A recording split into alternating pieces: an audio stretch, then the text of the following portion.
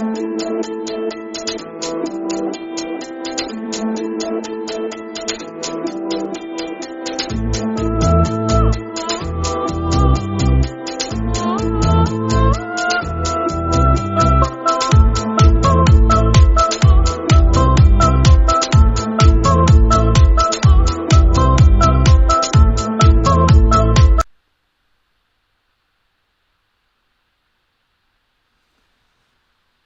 hello, welcome to what's going to be a jam-packed first edition of the Purple Rain podcast, where the whole trio is gathered.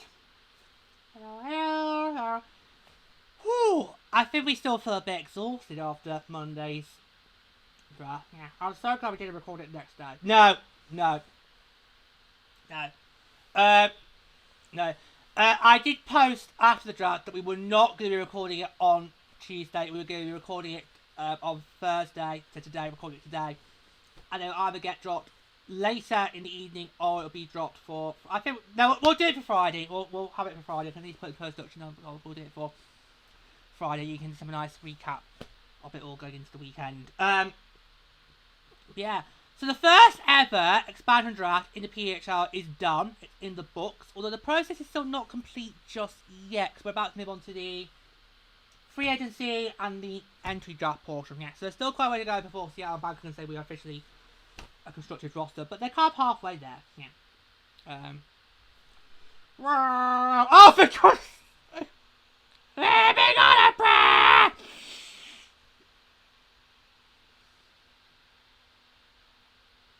Oh God. It depends. I do end up quoting another song later on. There are going to be some song quotes coming up today. So, that's the first one! That's the first one already done. Yeah, everything. Oh, there you go. Yeah. So, this budget process, let's face it, has not gone down well with a lot of fans. And I understand that, but at the same time, this has to be done. Yeah, it has to be done.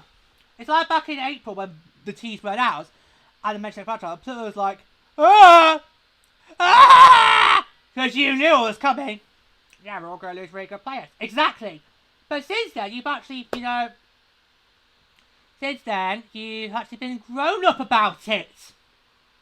You've actually been grown up about it. Well, let's make it. We haven't really had that much chance to really process the fact that we're about to do stuff, right? Because obviously, before it was announced the day we got back from Philly, World Cup finals begin the next day. We then only had what was a week to celebrate winning the World Cup, and then the protest began. Yep, fair dues. Yeah. But the overall response on that has been just dreadful, and I'm like, seriously, everybody needs to just take a moment, breathe, and stop panicking. There's a lot of overreaction right now to the way that the format was. Was this format perfect? No. But will the league learn from it, ready for next time? Yes. Because multiple expansions are coming. Chances are, we could be going through this exact process again this time next year. Okay? Or the year after. Who knows? But we are going to slowly work towards a 12-team league. Yeah. So that's going to be our minimum. So more expansions are coming. And we are going to do a separate episode covering our thoughts about how we thought about the process has gone down and covering the overreaction on it. Yeah. But I'll just mention it briefly now, because I know a lot of people are thinking, what were your thoughts about it? We will come to that. Not today. No, not today. Today, it is all about recapping the process, well, the first two stages of the process, so that's the exclusive sign window and the expansion draft as a whole. And then, obviously, another time we'll record our thoughts about how we felt the process went down as a whole. So you will hear our thoughts about what we made of the process. You will get our thoughts about the overreaction to the whole process, just not today. Yeah. So it's a lot to... There's a lot to get through. Yeah. So we're gonna do things a little bit different outside. I think on the previous episode we advertised we were gonna do it. We're gonna go through it team by team. We're not. We've changed our minds. Instead, we're gonna do it by the draft order that went down on Monday. Yeah, yep, that's how we're going to do it. We'll explain more in a moment later on. We'll go on. Yeah, that's make it so much easier. Yeah. So lots of shocks to get through, lots of massive talent has gone. These two teams on paper look really, really stacked, but of course we have to wait to see how obviously puck drop on year 3 before we can get a good picture of whether they are going to be literally these super powerhouse ones now feeling they are. Yeah. Yeah, just honestly the overreaction to it has just been dreadful. And well, we will come on to it. We're going to do it as a separate episode. We are going to come on to it. I know you got lots of thoughts about it, but we're going to come on to it. Okay, so is there anything else you want to mention before we get started, or shall we just I want to do thoughts on the last time back to we could do try? Yeah, no, yeah. Do you want to explain how it's going to work, the format? Okay, so in a moment we're going to run you through a reminder how the process worked. Then we'll get into recapping the actual draft as a whole. That's what's going to be. Okay, so let's go quick. So let's take a quick pause, and then we'll get started. Okay, so before we get into it, we're going to just quickly remind you how the process went down. So, each of the inaugural 6 teams were able to protect initially 3 players. And of course, we did both episodes, not just going through that protection list. We also did an episode where we made our own protection list. We were very surprised, weren't we, by how many of those we actually got right. Very surprised by how many of those we actually did get right. Yeah, so I'll just run you through who each of the local 6 teams chose to protect in the expansion process. So I'll do it in alphabetical order.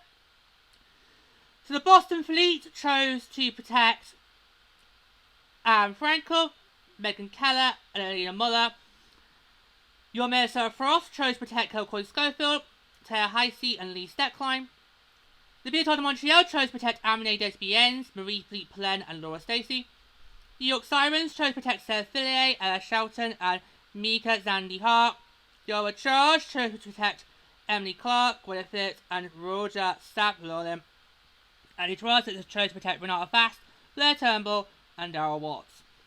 Now, each of those teams were also allowed a 4th protection slot, which would get activated once each team had lost 2 players, whether that was during the exclusive sign window or during the actual expansion draft. Well, you two how it works for the expansion draft? Yeah.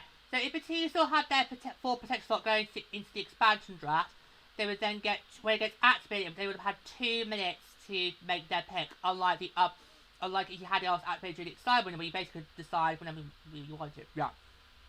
Yeah, you had more time in the exclusive window to work out your protection slots than in the expansion draft. So yeah, so I'll run you through that now. So, Minnesota, Ottawa, Montreal, and New York all got activated during the exclusive sign window.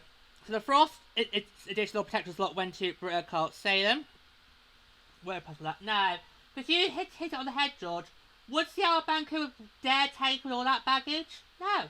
So it was a waste of a pick. No, until you had Nicole Hensley, Kelly Paddock, Grace Somerville still available. Wrong move. Ottawa chose to protect Gabby Hughes, which was the correct, which we all thought was perfect. Yeah, well, it was like us with Steckline and Jakes.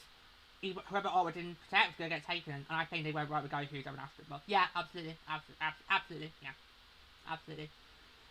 Montreal. Now, this threw a spanner in the works, because Blur been saying that he thought Taylor Barnes and Eric Ambrose both could go. And on the Waller shows, you committed that Waller was going to go, and then after we recorded, you said both going to go. Well, little did you then realise that Eric Ambrose would be who Montreal would use for their 4 protection slot. Wise move, because she would have gone. And New York chose to, with their extra slot, chose to go to Major Neelan person. Not wise. I mean, the US was able to be taken. Yeah. And then Boston Toronto had theirs activated during the expansion draft. Boston chose to protect, with their 4 extra slots, Shea Maloney. And then Toronto, which Plug got. You called it on the broadcast. Tessa was going on about Megan Carter, but you, Plug, called it. Emma Maltese to Toronto chose to give their 4 protection slot to. I called it. You know, I just knew that she had to be protected. Even did, and I just called it. So I knew. Plus, did Megan Carter go? She did. We'll go on to that in a minute. Yeah. There you go. Yeah. So that is just a quick recap of the expansion protection. Well, the protection part of the expansion form. I am still so exhausted from Monday night. I'm going all over the place. I know it's not like. That's protection side. So we just quickly run through the rest of the process. Yeah. So they all take it. They got all shot. Okay. Right. So yeah. So each dog consists of magic to protect 3 players each. And then here's how they work. So Vancouver and Seattle had in the expansion draft had to get up to 12 players by the bit. 5 of those for the exclusive sign window, and 7 in the expansion draft. Although we should mention, in the exclusive sign window, Vancouver and Seattle were not required to select a minimum amount of players. They were at first, but had to get only allowed a maximum of 5. And if one team had fewer signings than the other going into the expansion draft, they would begin extra draft selection. Yeah, so say Vancouver had 5 and Seattle had 4. Going to Monday's draft, then Seattle would have made an extra pick. Yeah, in order to get to 12 players, because that was the maximum that's going to be taken in this expansion draft.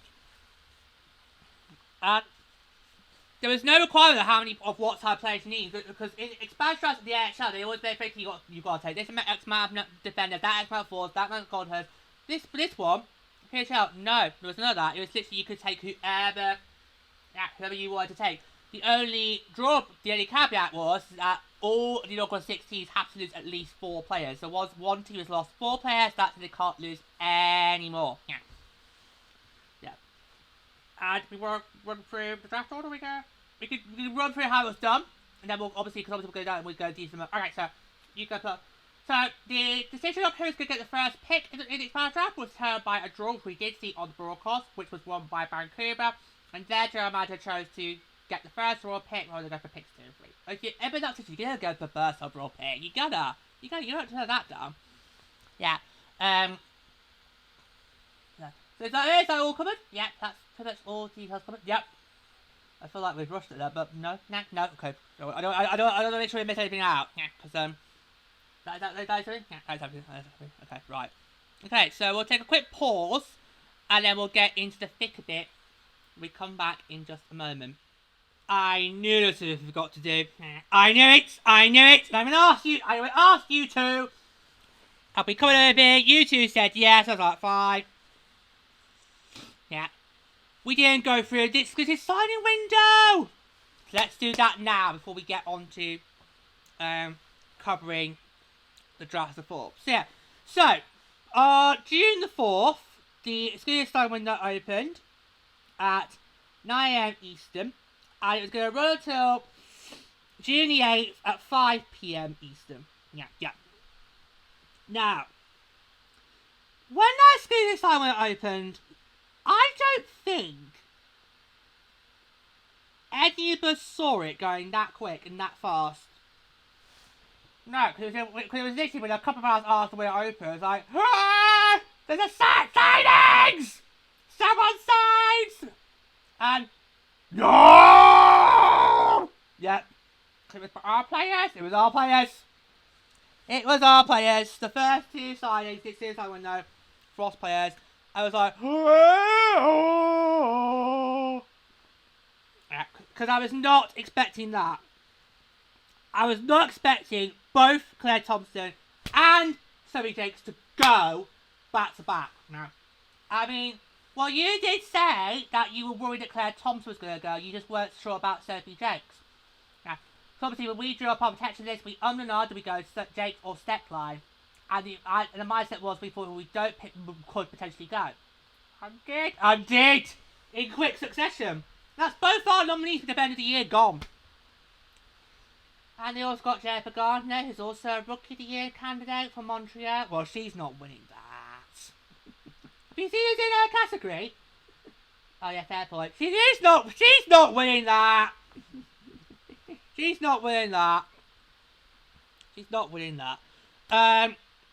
Yeah, we were not expecting that. Oh, that was like a big blow. That was like a big blow. Straight away, gone. To lose both, and two really good players. Yeah, but oh, it stung. It stung. Yeah. And then it got worse because we then obviously wasted our 4 protection slot on Britta Carl. Stay then. Yeah. So should we just go back to his birthday, since we mentioned that? Yeah. Okay. So obviously that's so we mentioned those first two, Claire Thompson, Sylvie Jakes from our Frost. Then Vancouver added Jennifer Gardner from Montreal. We just thought obvious. Well, I think we would have been very, very shocked if she had not gone to Vancouver, either through the side window or draft. She's a BC native. It would make the perfect sense for her to go home, and she has. And I think she's going to be really good there. She had a great rookie year with Montreal. As mentioned, she's candidate. She's the outsider for rookie of the year in the awards. Yep, awards are June the 25th, day after the entry draft, by the way, just in case you haven't already know that. After an episode covering the nominees of all the awards this year, so you can check that out. Got the Dragon Hall and everything. Dusted them out. Yeah, that was an obvious sign of Vancouver there. And then they got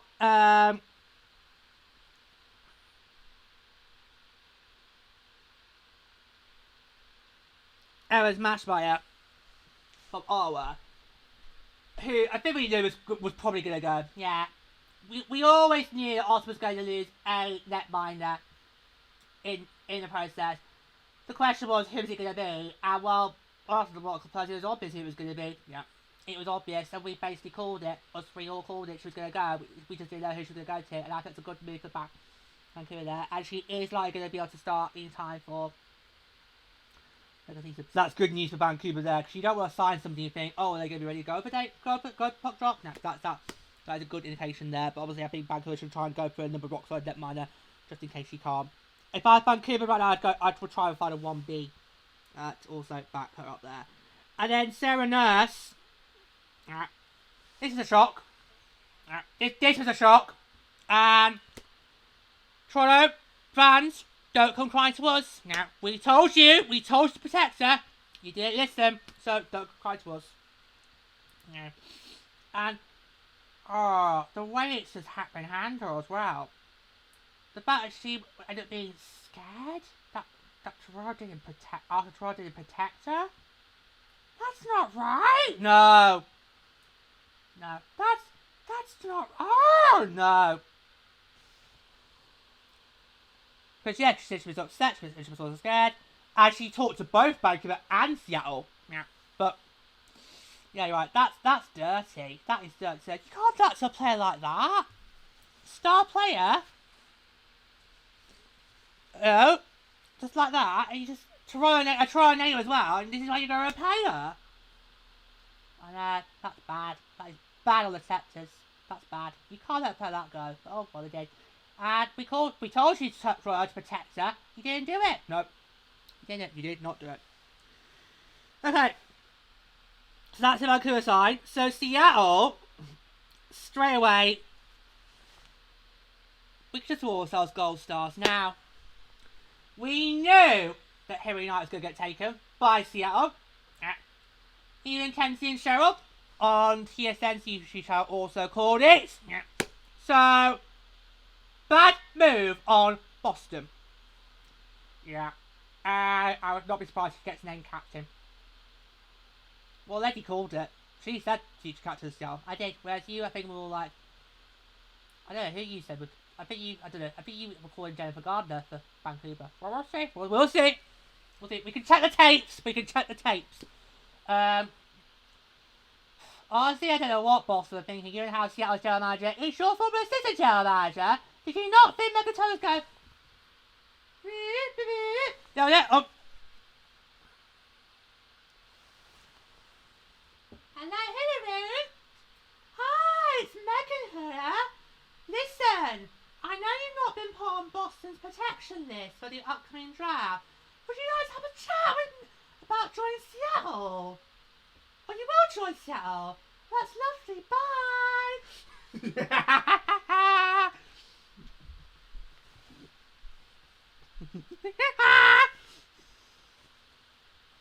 Oh, you two are sick, you are. Oh, come on! It was gonna happen. It was gonna happen. You let a player like that be beat up progress in expansion draft. You know exactly what's gonna happen. Bye bye, Huru. All the way to Fleet then on the social trying to put on this great big statement about how we're gonna admit how integral you were to us and all that. Oh, come on! She was not integral, you were protecting her. That was damage control. Hello, the Fleet socials. Quick! Damage control! Say something nice by Henry, say something nice. Damage control. Right. We knew that was going to happen. Called it. Right, they also got Daniel Sadakny from Ottawa. Now, I was very shocked afterwards to learn that she wasn't happy with her rookie year. Oh, I said that too. Yeah, was like, oh, well, what's been going on? We don't know. Yeah. So clearly that this is somebody who is looking for a fresh start. And she's got it. She's got it with Seattle, so she'll do well there. But yeah, that was a bit of a shock. Yeah. But she was the second overall pick, wasn't she, last year? Yeah, and Claire Thompson the third. There you go. Yeah, that was a huge coup. So I'm gonna let you talk about Taylor Barnes. I was like, well, when I was announced, we were all like, whoa! But at the same time, I was like, yeah, we saw that coming. You called it! You called Taylor Barnes going. I did. I was not convinced that Montreal was going to be able to keep both Barnes and Ambrose. So when they protected Ambrose, I was like, whoa! Yeah, that scuppered your plans. You think you were both gonna go. That scuppered you right there. Yeah, that was basically the bit of putting him in his place. Like, get back in your basket, put the dog back in the crates. That's a sexy innuendo! Oh, God! Of course it is, Sarah Millican. Oh! They were like, but they clearly must have heard about you saying, oh, both Ambrose and Barnes go. They thought, right, hold my soda. No, I mean that. Right. Are you surprised about who she went to, or do you think it's a good move for Seattle? I think it's a good move. You think it's a good move? Yeah. Okay. I think it's a good move whoever gets her, so I'm just gonna do that. Yeah. And then should we do them both together?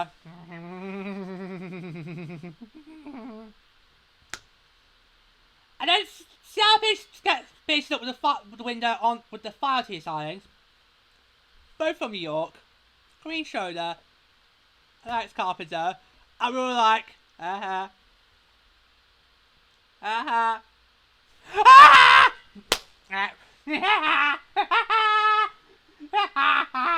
we literally with that drop, we basically behaved like the three witches from Macbeth. Because we were just basically the whole of the rest of the night just cackling away. Well, we told you to protect Alex Carpenter. You didn't do it. And you should have thought Green Show would also be a likely bet to go as well. Yeah. I really hope she's gonna get a fresh start now, because she hasn't had the support in New York. Let's face it. No. No. And she has been great for her, because she's got the most. I think she's got the most shutouts in the whole of the PWHL. Yeah. It's just New York having to backstop her to get the wins needed to potentially charge for a playoff spot. Yeah. So yeah, I think maybe it's a Seattle. She's gonna have a fresh start, and hopefully wants to do a lot better than she could have done with New York. Yeah. But that is just yeah.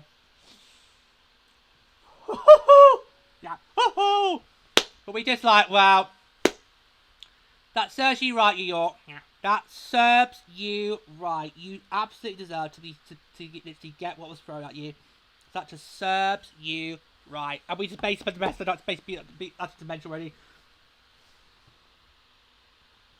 It was just a laughter.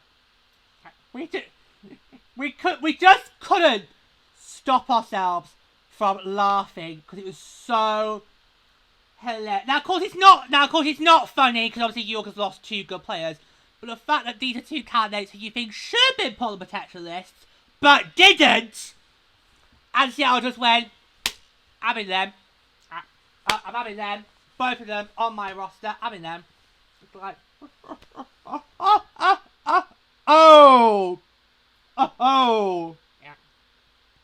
yeah.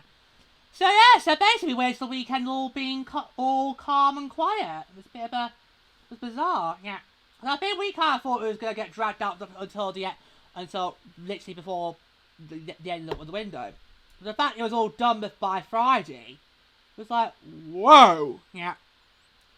So maybe that's what the league needs to look into for the next expansion. Maybe a shorter sign window and a minimum requirement of signings. Yeah, I'd be down for that. Any thoughts on how to print expansion draft? We can think about that for another time. Yeah. Okay, so store those in your memory banks, so we can bring those up again another time. But yeah, honestly, yeah. But we were like, whoa! This just went. This was fast. It was furious, and a lot of big names were going left, right, and centre. Yeah. So. Now, normally when that happens, you think, well, the expansion draft's probably not going to be much naughty now, is it? Oh, no. No. Well, because there's a lot of still good talent left in the expansion draft, you just knew there was still going to be a lot more shocks to come. This was kind of like, I think what this time when I did was it kind of prepared us for what was about to happen. Yeah. But, oh, God, will we still draw the floor on Monday? Wow, there were a lot of big shocks there. There were a lot of big shocks. Yeah, there were a lot of big shocks. Which we are now about to go through. Am I now definitely covered everything before that we need to know before the draft? Yes. Yes, thank God for that. Right, okay. Yeah, alright, yeah. Actually, probably best, because I think the ESCW needed a little segment in the show. Yeah, it needed a little segment. Yeah, oh my God. Right, yeah. Right, we'll take a quick break, and then we'll come back. Now we'll then get to the actual recap. Then we'll just go to a quick pause, and then we'll be back in a moment. And now it is time to officially recap how the PWHL 2025 expansion draft went down on Monday, June 9. Okay, so we initially said we were going to do it based on teams. We were going to do Seattle first, we were going to go Vancouver, but I think it's better to just do it how the draft order went down. Yeah, it'll make it easier. So it was a snake draft. We love a snake draft. I still think snake draft should have been the standard format for the PWHL draft going forward. Because they did it in a local year. It would have been better. I think that was a brilliant. Yeah, it was a brilliant. The snake draft was big because it meant that everybody got a chance to draft well. And given how local six now lost some many core players, it might have been it for a day. No. It was a snake draft. So I'll run you through the draft order. So the order was as follows: Vancouver, pick 1. Picks 2, 3, Seattle. Picks 4 and 5, Vancouver. Picks 6 and 7, Seattle. Picks 8 and 9, Vancouver. Picks 10, 11, Seattle. Picks 12, 13, Vancouver. And picks 14, Seattle.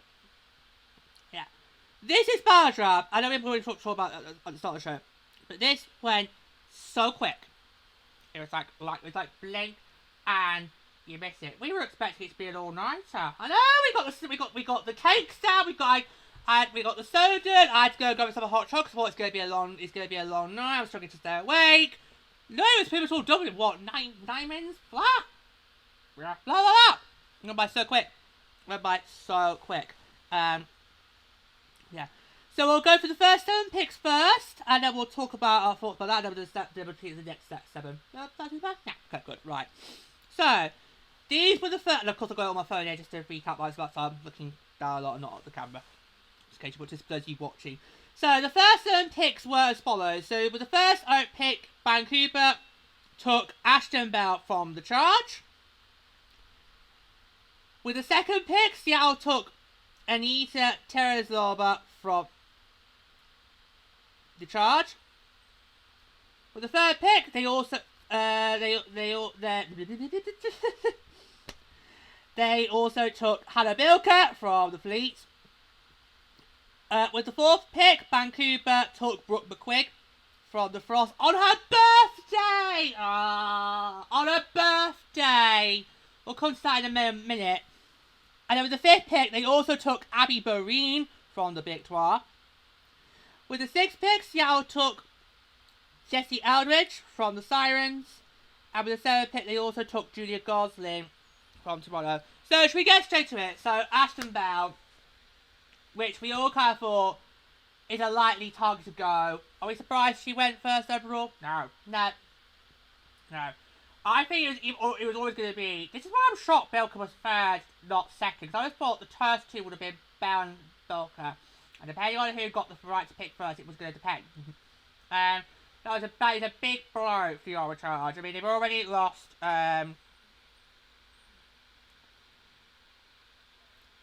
You're trying to bring it up for next season. Matchman! Yeah! They've already lost back. So much has happened in this first minute. It feels like a lifetime now. It's just having to happen. They already lost Matchmeyer to Vancouver. That's a big loss. So the fact they now lose Ashburn as well, that is just a huge, massive blow for the charge. And she's going to be missed. But it was always going to be a toss between her and Hughes. If A was going to get the 4th spot, and unfortunately, the other was going to get it. Yeah. And of course, Seattle just makes it even more horrible because after that, they then lose another player. Yeah, but if you're the charge, you're thinking, right, that's it. That's it. We're out, so we can just go, whew. Right, we can just kick back, relax, and watch the rest of the college unfold. Yeah, but we actually did lost track of how many. Yeah, we were trying to keep track, weren't we, about how many players were left to be taken from each team, and we did at some point during the tail end of the night. Did lose count. Yeah, we did lose count, but they need to kind of graphic it there just to say which teams have got left that you can take from. Yeah, but we did lose. Yeah. So let's go to Hannah Bilker. Can you imagine Megan Taylor's face when she didn't win the right to get to choose what would you like to pick? Would you like to be picked first or second? Yeah, because she probably thought, oh my god, that's my chance to get Hannah Bilker gone. Yeah. Chloe Megan Taylor, former general assistant to Boston. Former general assistant. Oh my god, I'm so tired today. Former assistant general manager to the Boston Fleet. So she had a clear idea with Boston who she wanted to take from there. And the fact she was still available, I was like, whoa. Yeah, but Bilker, that is a massive loss for Boston. That is a massive loss for Boston. And given how Seattle already got from Boston to Unite up there, yeah, you just think, wow, that is already impressive line combo right there. I mean, it's Carlton in the mix as well from New York. Yeah. That is just, that's brilliant. Yeah, so that's a huge coup there. And then Vancouver. Did any of our Frost players that were taken go to Seattle? Were they all on Vancouver? I'm not sure. They might be all on Vancouver. Well, we'll get to that. Yeah, but real quick. So yeah, so earlier today, the Frost on the socials posted it's happy birthday to her, and then a couple of hours later, she gets taken in the expansion draft by Vancouver on her birthday.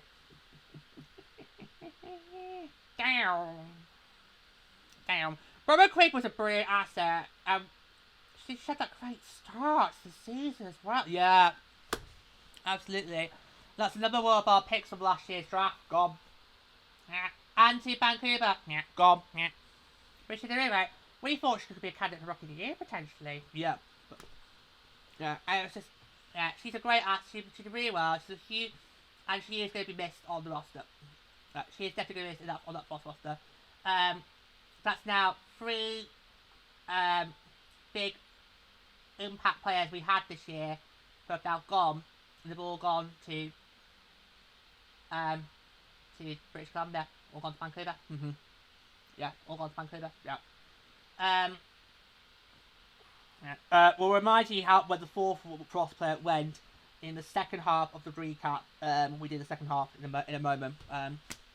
Yeah, that was a huge loss, and it was what we had throughout the draft. A lot of the night, we literally did because there were a lot of shocks. That was for all 60s. There were a lot of shots, but we had a lot of, oh! A lot of, like, jaws on the floor!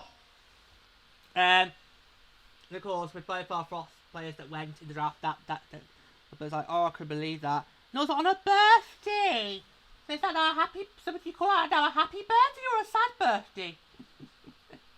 Well, it depends on how she looks at it. But if that was me, I think that would be a sad birthday, because I've now left one team behind. I've got to now go and start a fresh and new team I don't really know much about. I'd call it a bad birthday there. Not like Claire Thompson, a lovely birthday.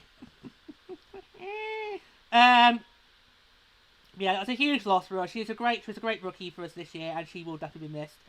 And oh my, did they then follow that up with Abby Bereid? I was like, what the? Wow. So obviously Abby Bereid, she's had quite the career in the PWHL. I mean, she was a reserve player for Minnesota in year 1. She gets drafted by Montreal in year 2. And now she gets taken by Vancouver in expansion draft going to year 3.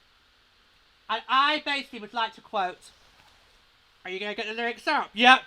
I would like to quote the great that is Jessie J.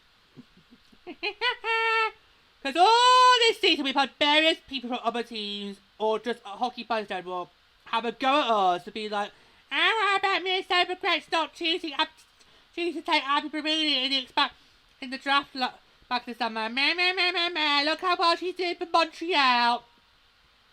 And I was like, I'm inaugural World Cup champions. Deal with it. Yeah. I don't care. Okay, I'm the inaugural World Cup champion, and by the way, I still am. Yeah. Inaugural back-to-back World Cup champion next year, we'll be saying. Yeah. So like, I don't care. I'm the inaugural World Cup champion. So it is natural teams that help your championship rosters one year go somewhere else the next year. We got that a lot on social this year. Various people to say, having a go at us, basically like being like, oh, I bet Minnesota wish they didn't lose Abby Bereid.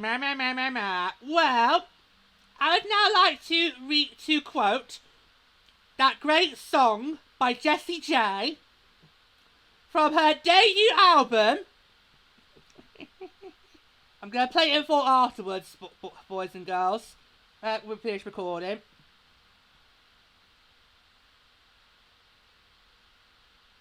So it's just the chorus. Are you even warmed up? No. It's going to be an ad-lib here.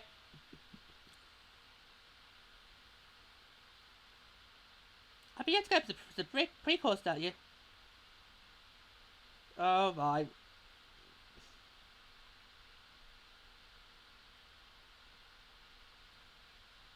No, just do the chorus because it's going to take long. To make your throat go broke, blow your smoke, you know Lord, who's laughing now? Who's laughing now? So raise the bar, hit me hard, play your cards, be a star, but who's laughing now? Who's laughing now? Because she's gone! She's gone! She's left Montreal! She's gone! So can you imagine if we had drafted her last year, she would have then gone. She would have been taken by the expansion team. So who's laughing now? Yeah, you keyboard warriors, you trolls. Who's laughing now? Okay. Honestly, they would have had a go at us with like saying, "Oh, you didn't protect me, Yeah, well, I don't care. I don't care. I'm working with what I've got on my roster right now. I'm a local World Cup champions. I don't care. We don't give a fuck. No. Okay? You really joined that. That was months ago now. We don't care. Alright? So, move on. God's sake. But who's laughing now? And that's a great steal for Vancouver. Because we know what a great player she is. Would it have been nice to have a Carolina roster still? Yeah, but she did well. She actually did gel well in Montreal. Because I was always worried when Montreal drafted her, I was like, oh, is she going to be able to fit there? Because obviously you've got like the Reese Glenn, Lauren Stacey, Marie Murphy, Chris Gardner. Yeah, there's a lot of firepower. You thought, could Abby Bereid slot in? And she did. She did really well. She did really well. Actually, we helped them during the regular season. Helped the Victoria get first place overall. Yeah, but seriously, who is laughing now? Now, who is laughing now? No, but that is a great addition for Vancouver to make that with Abby Breen, so great work there. And then we round it off with Jesse Eldridge and Julia Gosling. Those are came by Seattle. Well, we did say that Eldridge could have been a potential candidate from New York to go, and oh look what's happened. Gone. They're gone. Yeah, we called it. Yeah, so that's no big loss, because somebody could maybe help replace Carpenter, maybe. Yeah, no, gone now. Yeah. Then Julia Gosling, that's what I was more shocked by. Yeah, because it's like, wow. She was a huge impact for Toronto this season, and also was a heavy help for them in the playoffs as well. She was a big factor in the playoffs for them, absolutely, yeah. And yeah, she's gone. Didn't get protected. She's gone. Didn't get protected. Well, that's what happens when you waste a pick, when you waste a protection slot on Darryl Watts. Yeah, that's what happens. Yeah, that is what happens when you what happens when you give it to Darryl Watts. You're gonna lose somebody who might have been more beneficial. Yeah. Somebody who you could not afford to lose. I think Julia was a player that Toronto couldn't afford to lose, but oh wait, gone. Yeah, gone. Okay, so we lost the second half of the draft. So we pick up at pick 8. Yeah. Okay, so picks 8 and 9 went to Vancouver. So with the 8th pick, Vancouver took Izzy Daniel from Toronto, and then with the 9th pick, selected Gabby Rosenthal from New York. Then with the 10th pick, Seattle got Anna Wilgren, from Montreal. And then the 11th pick took Megan Carter from Toronto. Yeah. So, we knew Megan Carter was going to get bold in the draft, but she could be a protection slot or draftee. It was the latter. Yeah. It was the latter, because you called Emma Maltese getting protected. Yeah. And then with the 12th pick, Vancouver chose to take from our Frost, Denise Grizoba. Yeah. We got goals at the moment. So nobody from our Frost went to Seattle. Yeah. And then with the 13th pick, Vancouver also took Sydney Barr from Boston. And with the final pick, that was Seattle. Seattle, the 14th final pick, and they chose Emily Brown to take from Boston. Okay, so we just talked about how Julia Gosling was a huge factor for Toronto this year. Talk about Izzy Daniel. Another one goes. Yeah. I like how at the start of the night, Ottawa loses big to begin with. We get to the middle of the night, Toronto loses 2 back to back. It was a huge moment there. Yeah. And she just I just picked up my draw to talk about Julia Gosling today, and oh my god, Izzy Daniel's gone! Yeah. Oh my! Yeah. Oh my! Yeah. Not a great night for Toronto. Yeah. Not a great Toronto. And then Gabby Rosenthal. So we just talked about how Eldridge could have been potential somebody to be make up at Carter's loss. Now, another one goes. Yeah. It's like, oh my god, New York is so gonna start from scratch next year. It just look, yeah, I know. The way the Stars went about it, and we are going to talk more about this on the separate show. This is the recap show, so we're not going to talk about thoughts and that, but the process until another time. But the way the Stars went about it just feels like, oh my god, it's almost like you're going through a massive rebuild, and yet it's only year 2 of the league. Yeah. So it's like, what's going on there? Yeah. These are all big moves. I mean, look at Wilgren. I've seen obviously that I did hear get flown around that could have gone. Well, obviously, once Ed Ambrose was not available, you had to start thinking, well, who else was potentially going to maybe go? Yeah. So that was obviously jabbed straight, and she jabbed straight to the top of the list. Straight to the top of the list.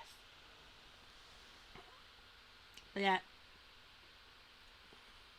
Megan Carter, a huge impact player. Clearly, Tessa thought it was a huge impact player because she said that's who she was protected. No, and that's when put on no, I got over Maltese, and then who got proven correct? This one right here. You call it. You call it. But you could argue with that, it was no situation where, well, if one is getting protected, the other one's like, going to go. That's what we saw. Yeah, that's what we saw. So, Vanessa Grizoba. Oh, she's going to be so missed. She's going to be so missed. Did not see that coming. it was a kind of like a double-edged sword there, because obviously we were shocked. But then I was like, yeah, because you said it on the night. And do you want to say it now? You tell what you two talk about because I'm going loud and I'll bring up. Okay. Yeah, she's a huge loss there. I mean, she did really well the last 2 seasons for us. Got a lot of ice time in. I think she's gonna be really missed. So it's a shame for her to go. Yeah, but once our 4 were gone, just went on behalf of all of us, just went, we have dodged a bullet. Yep, absolutely. And I posted about that afterwards. Yeah, Yeah, but I'll let you take the floor. We dodged a massive bullet because we waited our 4 protection slot on Britta can't say that. Yep, no questions about that, because as you rightly said, George, with her baggage, Seattle and Vancouver not going to want to touch her. So, we then had Nicole Hensley vulnerable, we had Kelly Paddock vulnerable, we had Grace Zombiger vulnerable. 3 easy big fish that Seattle could have taken. But you have to bear in mind there's also the salary cap as well you have to hit. So maybe they're big hitters of the salary cap. Well, no, we won't know because we don't know salaries. And that's I don't really want to know about salaries. I don't really care about how much people are being paid. As long as you're getting the ice time you deserve, then it's all that matters to me. Yeah, but we dodged a massive bullet. Yeah. And that all depends on what's going to happen with free agency. Yeah, absolutely. Yeah. But she was right there, Nicole Hensley. They could have an easy option to split up our tandem, to break our tandem, and then yeah, I was very surprised that nobody decided to go for Blitmeyers. And you had Megan Kirk, Kristen Campbell, Nicole Hensley up for grabs. No one did it. So are they going to be banking on that during the expansion draft? Not the expansion draft. Are they going to be banking on that form in the expansion draft that they're going to have really good stock in the end draft? Well, I don't know what Netmars are available in the end draft. We don't know. Whereas there is a lot of rumors about free agency. So yeah, I think it would have been smart if they'd gone for a 1A, 1B approach, so you don't have to worry about drafting somebody in a couple weeks' time there who's not familiar with the league, and then have to rely on Schroeder and Mathemite to be your starters, because we saw this year with Ottawa, everything can happen, yeah, everything can happen, yeah, that might be one of the things that those 2 GMs will regret. But we'll see. Yeah, we will see. Yeah, it was a bit of a surprise. But obviously you got to work with the rules of the draft. Yeah. And then you finish it up with both teams choose to take someone from Boston. Yeah.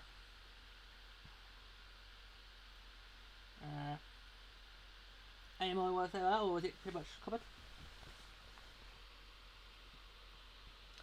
I'm not sure we know much about those 2 players and then make a judgment. Okay. So there you go. So that is the how it all was said and done.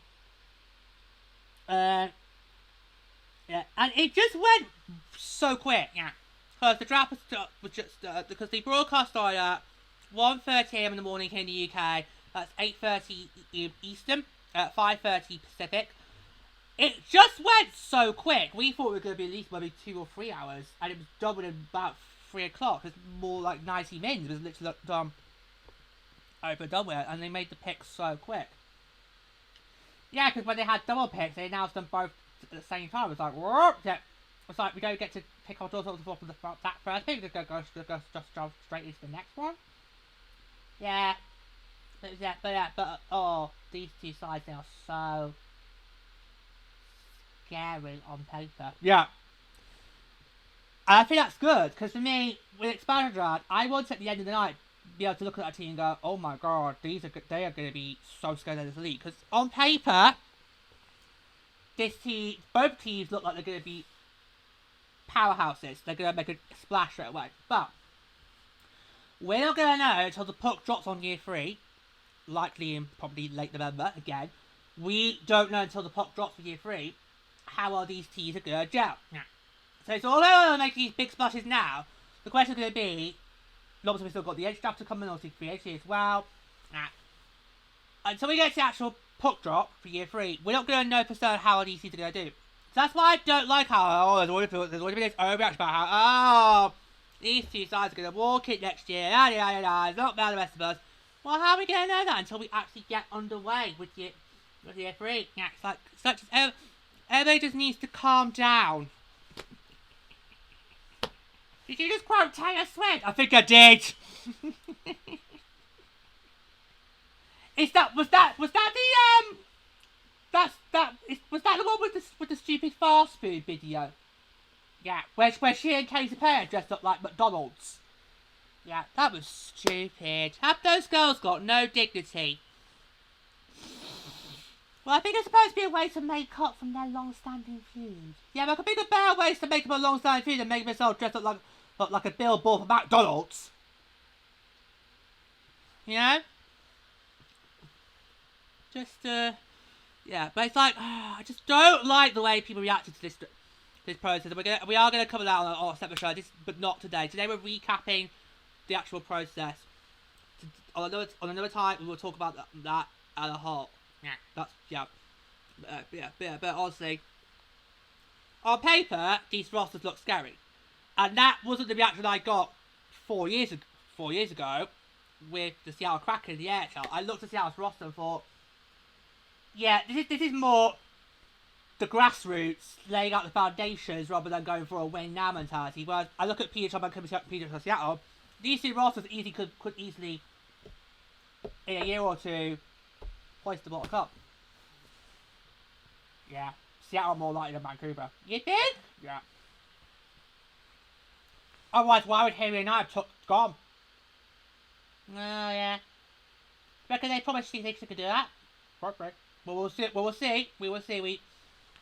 We know she's definitely not retiring from league competition just yet. She's going to be retiring in international competition next year, but she's still going to be in that league in the PHL for a few years to come, so we'll see. But yeah, but honestly, yeah, but both these rosters, they just look really scary on paper. We of course need to wait until we get to year 3 to see how it all goes down. Yes, that is your recap of how the PHL expansion draft 2025 went down. Ooh, and there we go, a jam-packed show done and dusted. I even had to go and get changed. It's getting to that time of year now where it gets really warm in the workstation. There's a mother showing the heat's coming to us. I need to cool down. You would say some final thoughts before we go to yeah. I just want to very quickly mention how I thought about how the draft went out. I thought it was a really good production. Yeah, and it just showed you didn't need it to be a big show song and dance like what the Kraken did a few years ago. You can just simply do it in a TV studio. You have the general managers in there, what was it called? War rooms. I loved that because I felt we got to actually see how the process was done. Yeah! We just got to see how the process was done. We actually got to see with Vegas or Seattle. Now, the Vegas Seattle was like, here's to be picked, here they come, oh look at their shiny New Jersey. I don't give a toss. Yeah. So I felt, again, an old way to try to see it is accessible to people. And I thought it was a really great organization. There was a testament to how you knew we were going to be through a great show.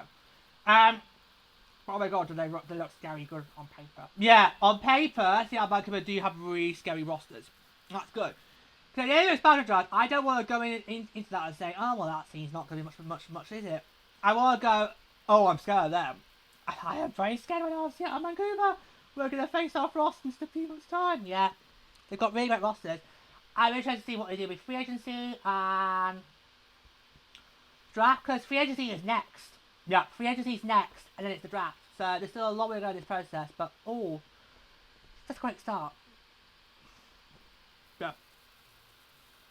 A really great start. Yeah. Speaking of mentioning it, if you two decide if you're coming on the entry draft recap show or not, we are gonna wait until the week of it. Okay. It will be like we did it with the expired draft. That is obviously we'll record it a few days after the draft. So the entry draft is the 24th. That's a Tuesday. Yeah. So we'll look at them. So we might record that either on the Thursday or the Friday. Yeah. And get published over the weekend. So you've got something up and dusted ready to go. Yeah, so it might be just me. DC might pop on. They haven't decided. They're going to wait until the week of the draft to let me know. That's good. I still need to get the goal plan winner video done. I need to get that done. I'll do that next week. It'll be fine. Just because obviously we didn't get a chance before the end before Trip B. We didn't get a chance to mention how New York was the goal plan. So I'll do that. Another time. Who knows? I might get drafted by then. We'll see. But honestly, first PWHL expansion draft done in the books. It's being real now, guys. It's getting real now. Seattle Vancouver, they've now got rosters in place. They've got the foundations. They still need to obviously make some really agency science and do some, obviously see how to go about the entry draft. But it's starting to feel real now. It's starting to feel very real that we are about to welcome 2 brand new teams to the fold. It's being real, guys. It feels really, really real. Yeah, but first PWHL expansion draft done and dusted in the books.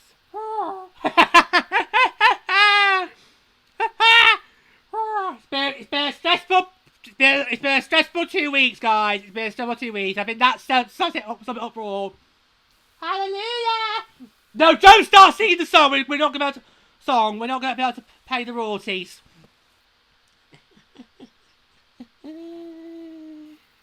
So there's different versions of that out there. So just leave it at that. Leave it at that.